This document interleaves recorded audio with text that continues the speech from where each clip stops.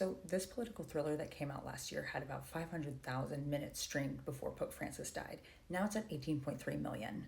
In 2 hours, this film takes you through the very secretive political process of electing the next pope. But in this story, there's a twist. A groundbreaking secret has been discovered that could unravel the entire Catholic Church. Ralph Fiennes in this film as the protagonist, Cardinal Lawrence, is fantastic.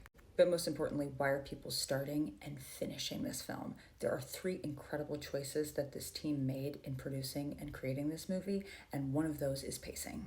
I have gone into films and been very excited about the premise, like, whoa, this is going to really thrill me, and then the pacing kills the whole thing. That's not a problem here.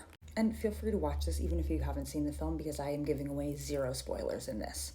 So part of great pacing is knowing how to work with the source material, or if you don't even have source material, knowing how to build up this world in an appropriate way. Robert Harris wrote in 2016 a novel called Conclave that Peter Strahan, the screenwriter, took from. This is, after all, a true adaptation, but you can kill an adaptation by trying to do way too much with the theme. And what I love about this film is that the theme is teased out very well and respectfully. Sometimes you will go into a movie and they will expect the beautiful shots, and this is a beautifully shot movie, to carry the work of the theme, or the fact that they've even given you a good theme about the power of faith and doubt and how it affects our relationships to ourselves and others. And they'll just be like, isn't that a great question? And then you're like, well, will you develop that? They do that. Director Edward Berger was clearly making the same movie as everybody else in this room, because each shot and the dialogue work together. Most of us will never, ever be asked to come to the conclave to decide the next pope, but through this, we got to really feel Cardinal Lawrence's fear of how do you choose somebody to be in one of the most powerful roles in the world? And what happens when you accidentally find out other people's secrets that could corrupt the power you're trying to give them? Cardinal Lawrence has a hard job here because he's got to pick a candidate that can wield and understand power but not love it, not have an ambition for it. Because unlike most regular corporate entities, the church is not a place where you're supposed to be encouraging that kind of spirit. A hunger for ambition and power, it's not technically supposed to be awarded.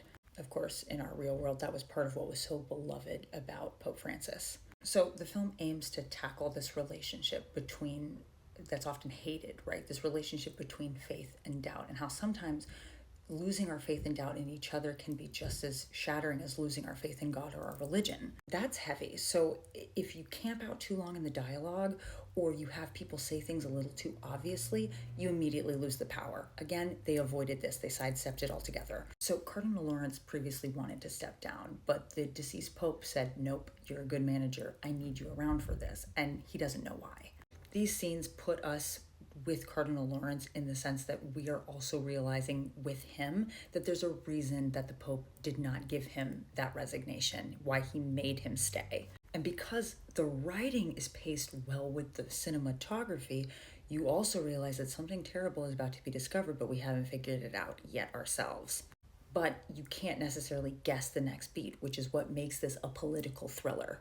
Good political thrillers should open and end strong. And one thing that I love about the beginning of this film is it starts us right in the middle. There's not a bunch of lead up to, oh, is the Pope dying? How's the Pope dying? No. We are walking. We have gotten that urgent call. We are going to the deathbed. A weaker movie would have wasted time showing all the tensions between the cardinals, trying to explain who everybody was. This doesn't do it, so it feels really real and authentic. And let me tell you something, your audience will lose trust in you if you do that to them. They want to feel like you can trust them with that information, that they could pick up on the clues. If you over-explain things to people, they're out. Unlike other political thrillers that might have a ton of different locations, you don't have the luxury with this film or this story of piquing the audience interest and then not keeping it, because this is a pretty repetitive voting process. They eat, they talk, they vote, they sleep, repeat. The way that they pace this is helped by their editing, because they clearly were very vicious with what scenes to keep while still giving us a sense of we're living through this same day over and over again. And that's how you make a thriller that involves a bunch of old guys in robes instead of Indiana Jones with a bunch of pew-pews going off, right? And without giving away the ending, director Edward Berger ends strong by getting out of there right when it's over. What do I mean by that? If you ever take a UCLA screenwriting extension class, they will tell you that there's a 3-act structure in most movies, and the first act, you set up the problem, second act, you are working through the problem, third act, you resolve the problem. And when you get to that third act, you're supposed to get out of there, resolve the problem, and leave.